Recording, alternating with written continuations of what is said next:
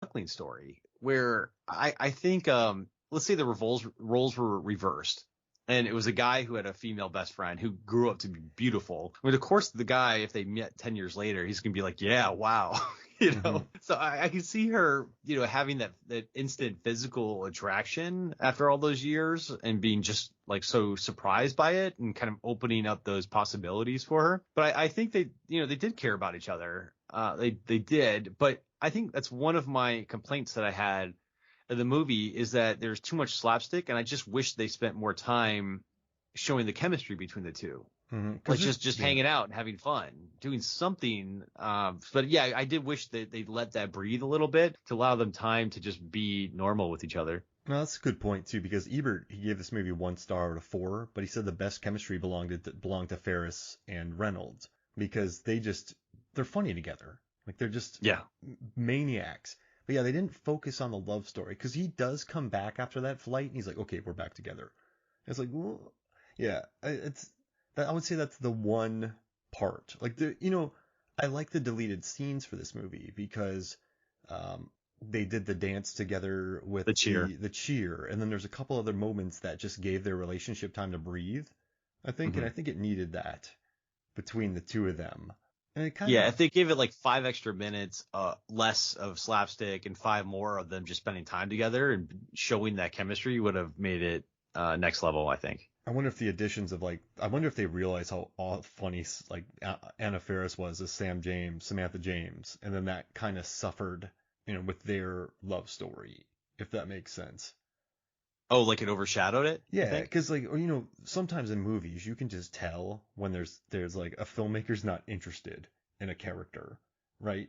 I've watched movies before Right. where this is really odd, but for Deep Blue Sea, the podcast, we covered that movie The Covenant, which was directed by Rennie Harlan.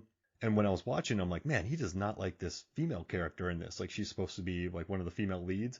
And then during the Mm-hmm. commentary, he never mentioned her name. So I was like, yeah, of course. Like he probably wasn't interested Who's in. nonplussed. Yeah, and so like I think Amy Smart's cool, and I think the way she was lit, the way like they let her act, but she didn't get enough time because Dusty also takes away from that as well. Like so you have you have Sam James running amok, and then you have Dusty Dinkelman running amok, and then you have the brother running amok, and then you got Joyce out there. Who knows where Joyce is causing problems? So But yeah, Joyce stole every scene that she was in, I yeah, think. and I just like I love like I was thinking about the other Amy Smart movie, Outside Providence. Classic. Uh, and there's a moment in that movie. It has nothing to do with what we're talking about. He's like, his brother's injured. Was he like, yeah, my brother had a freak accident. We were playing touch football and he fell off the roof. But there's like scenes in that where he gives her like a dentist necklace. The dentist thing that holds the apron Yeah. on. Like that movie is all about their relationship kind of blossoming because he's like the poor kid, she's like the rich kid at the school, and Uh-huh. that I don't know why I thought of that, but I felt like that was a cool love story or like a better done story than this one was.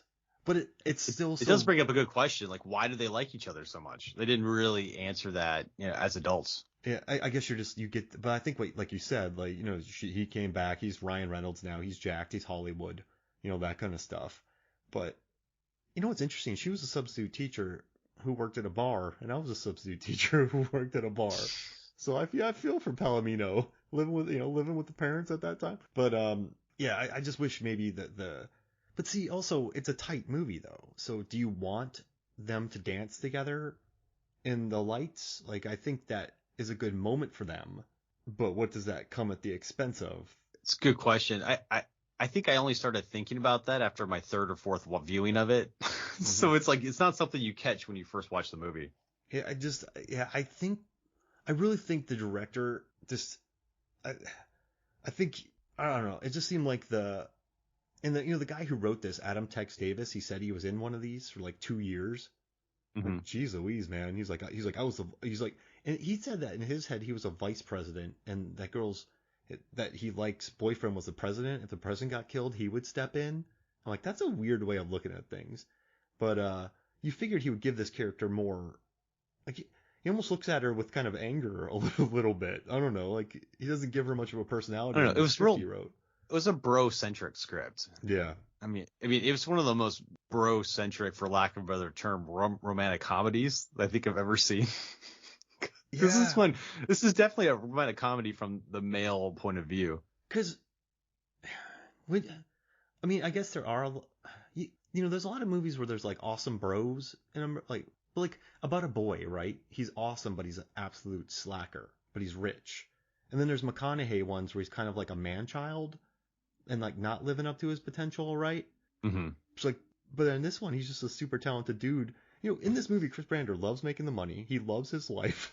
Like, he even says that. Like, there's no character arc for him at all. Because remember when they're talking, he opens up about himself. He's like, I love my job. I love my money. Especially the money. Yeah. And he's not lying. I used to think that achieving all this success and money and celebrities would make me happy, and I was right. It does. Yeah. It's like, what is his arc? To be himself? I think so, because the whole time you're like, for the love of God, just be yourself the whole movie. Yeah.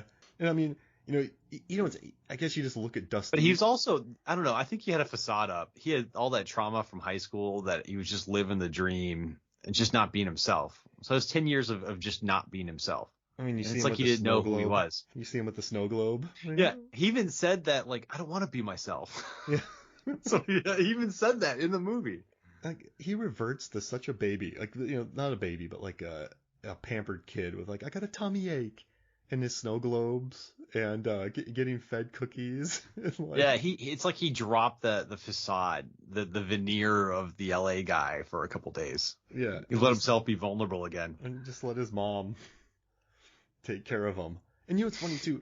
You asked me another question when we were going about this, of movies with really funny casts, and that also led me to think about Airplane with Julie Hagerty. Everyone in that movie steals that movie, and she does. But also, you mentioned it, Grosse Pointe Blank.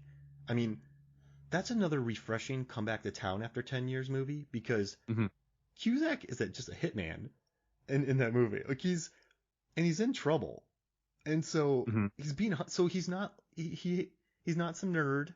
He's not he has really no hang-ups from 10 years ago. He's just a hitman who doesn't like sitting next to windows. Can't have his back to a window. Wants to rekindle with Minnie Driver, but he has Dan Aykroyd after him. And then Piven's the only 10 years. It's like that's another one where you're like, should I really root for this guy? He's a murderer. Like, he's a hitman. But he's so honest about it. What's interesting? In this one, Brander's he's just kind of mean sometimes. Like, but then he doesn't kill anybody. But for some reason, the way that Cusack is so open about his murder, and he tells everyone the truth.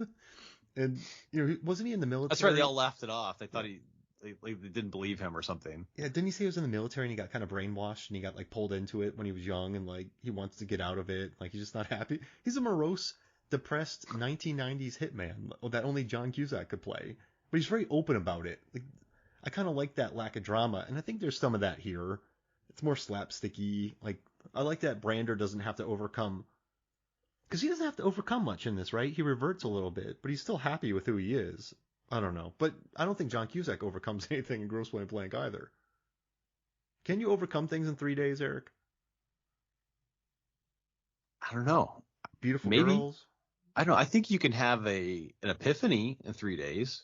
Yeah. I think Beautiful Girls does that. Another high school reunion, 10-year away movie. Well, he also took a lot of shots to the face. I mean, he got punched in the throat. He got hit in the teeth. He got punched in the face. Yeah. He healed up pretty quick, too. Those scars. Oh, yeah, that's right, with his retainer. These are tough people in this world. One time, Eric, I was playing tennis and at Hudson High School, and I got mad, and I hit a tennis ball. And instead of hitting the chain link fence, it hit the metal pole, and it came flying back into my face. So that hockey puck scene brought back high school memories. I remember one time I hit myself in the face with a tennis racket, and I actually started bleeding during a match because I got so angry. I headbutted my tennis racket. Oh man, that's the weird thing about tennis is you don't have anyone to talk to. You can't get coached. You're all on your own, and then you just kind of lose it sometimes. You swear at yourself out on the court and call yourself stupid. Yeah, you have no one else to talk to, so you just talk to yourself the whole time. I want a graph of in the real world, how many times people call themselves stupid, and then how many times that person calls themselves stupid on a tennis court. The chart just had these spikes on it. Yeah. But I do remember, man, I hit this tennis ball, and everyone saw it. And everyone was just like, what? No one said anything. I was stunned. The audience, like everyone. It just made you madder. Like, you know what? I think it made me less mad because, I mean, because you can't act cool after that, right? You just kind of have to suck it up. Does that make sense? And if you get even madder about it, people just start laughing. Like, you know what I mean? Like, somebody does an incredibly bozo thing and then gets laughed at. But if you like trip and fall and make a joke out of it, people are kind of like, oh, cool. But if you're like, sort of you look worse, I think. I know. It's a weird take. Just let it go. But yeah, he eats that thing. Jamie's, she's, what's Jamie thinking? He comes back. He acts like a total jerk. I mean, listen, they did give him those pancakes. Like, that's pretty rude. And she called him like a chubby monkey, the waitress. He tried to stab the server's hand. Oh, yeah. With a fork. And so. It's like, yeah, I used to get this when I was a whale. And then he rents a Porsche. And then. Then he invites her to the Notebook. It's painful to watch all the decisions. He's skating terribly. I mean. Yeah, she puts up with a lot of Palomino, and then he gets into a fight. Well, she went and hung out with him after Samantha destroyed her dad's house.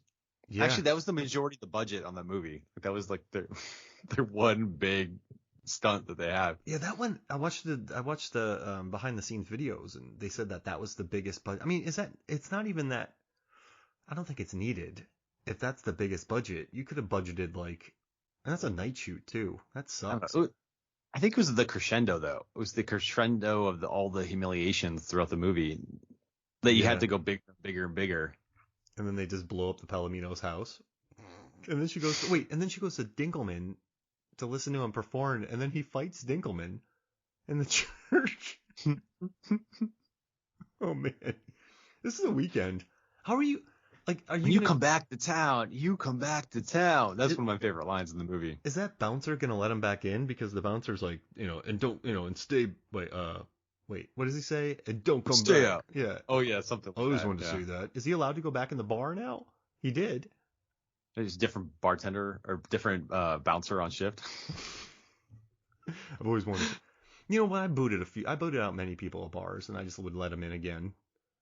It's fair. You would? People have bad nights. If it's a regular who has a bad night, I would toss him. But, Did you give him a look, though? Did you give him a look like, I'm watching you? I just didn't want to remind him of it. Just be cool about it. People know that it's a friendly place, but they know that I'll pick him up and throw him out or put him in timeout. But that was a good bouncer, man. I respected that guy. I've always wanted to say that. I don't know. I guess for me, when... Eric, the first time you watched this, right? 2005, it got released Thanksgiving Day weekend, and it got buried by Harry Potter. And I mean, this movie didn't really it made 50 million worldwide, which isn't terrible, but the studio seems to have high hopes for it, but they kind of crunched this thing with its release date. The competition was gnarly. Yeah, and I did a lot of reading for this, and some of the directors and actors talked about how over the years went by, more and more people said, oh, I saw the movie over Christmas. So it became like a Christmas movie that people could return to every year. Because people want that. So it picked up steam. People want that counter programming on Christmas too, right? You don't want to watch Miracle on 34th Street all the time. You want to go watch something, Gremlins. That's what you want to watch. Yeah, you just want a hit of Christmas. You want to have... a little bit of the singing and the snow, enough to kind of whet your appetite. But yeah, all right. So this movie, right? It opened up when it opened up, it was against Harry Potter and the Goblet of Fire. Walk the Line. Ouch. Yours, Mine, and Was that ours. The Rock? Was Walk the Line the Rock one in Alaska? Oh, that was Walking Tall. Walk the Line was Johnny Cash. Man, remember in Walking Tall how the main villain was Neil McDonough and he took Dwayne Johnson to the limit? And now Dwayne Johnson's moving torpedoes with his bicep. I miss old school Dwayne Johnson. And then falling out 3-story buildings onto a car. And then Rent and then Chicken Little was out too. So yeah. And then the next week it had to go up again. Well, actually it wasn't that strong, but it still had the same Aeon Flux opened up. That was supposed to be bigger than what it was. But then Narnia opens up. And then Syriana opens up. Then King Kong and the Family Stone, which is a Christmas movie. So it didn't. I don't know. It just didn't seem like a it seemed a little buried on that weekend, but they had to get it out, but just didn't have